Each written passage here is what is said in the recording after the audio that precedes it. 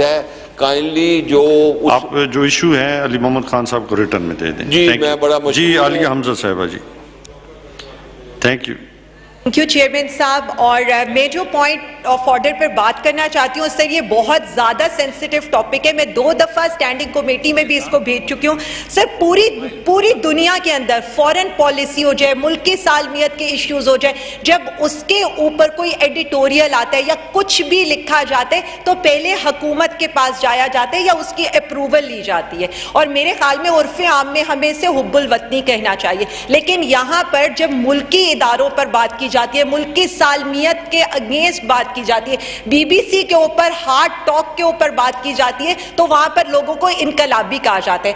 سر میں صرف یہ چاہتی ہوں کہ اس کو آپ سٹینڈنگ کمیٹی کے اندر بھی ریفر کریں انفارمیشن کی، کیونکہ کیا صحافت صرف یہی ہے کہ ہم نے اداروں کو ملائن کرنا ہے، وہ بھی ہم نے بی بی سی پر بیٹھ کر، یا کیا صحافت صرف یہی ہے کہ ہم نے ملکی سلامتی ایشوز کو اچھالنا ہے، یا ہم نے فیک نیوز دینی ہے. سر میں فیک نیوز پر اس لیے بات کرنا چاہتی ہوں کیونکہ اب یہ ٹرینڈ بہت زیادہ ہو گئے، چاہے ایل این جی خریدنے کا معاملہ ہو، چاہے میں یہ اپوزیشن کو بھی لے کر بات کرنا چاہتی ہوں کہ پی ایم ایل این کے 2 نیریٹو کی بات کرنی ہو. کیا ہمارے صحافی لوگوں کے پاس جو بہت اچھے ہیں یہاں پر، لیکن کچھ ایسی جسے کہہ لیں بلیک شیپ ہیں صحافت کے اندر، یا کچھ ایسے میڈیا آؤٹ لیٹس جس میں سے میں صرف یہ کہ آپ بالکل فیک نیوز کے اوپر پورے ایڈیٹوریلز کرتے ہیں، آپ فیک نیوز کو ہیڈ لائنز بناتے ہیں.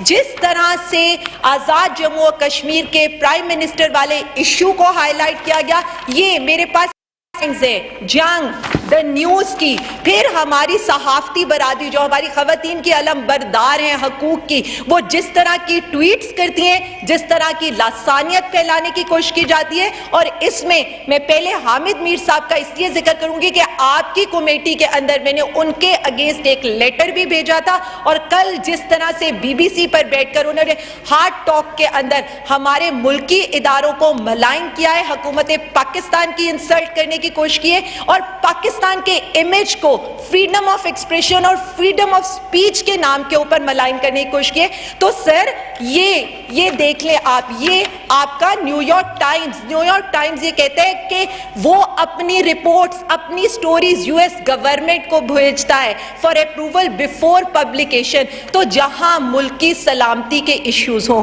جہاں پر سینسیٹیو ایشوز ہوں، سر کوئی تو ایسا ہونا چاہیے، کوڈ آف کنڈکٹ ہونا چاہیے کہ پہلے حکومت سے یا ان ادارے سے اس کو کنفرم کیا جائے. تو سر میں ریکویسٹ کرتی ہوں کہ رولنگ دیں، ان کو بلائیں، فیک نیوز پر جرمانے کریں، فیک نیوز پر ان کی جسے کہ نشریات کو بند کریں. آپ کی چیئر سے یہ میسج جانا چاہیے کہ فیک نیوز قابل قبول نہیں ہیں. Thank you sir. Thank you. جی عامر جی نوید عامر جیوا صاحب جی. شکریہ جناب اسپیکر. جناب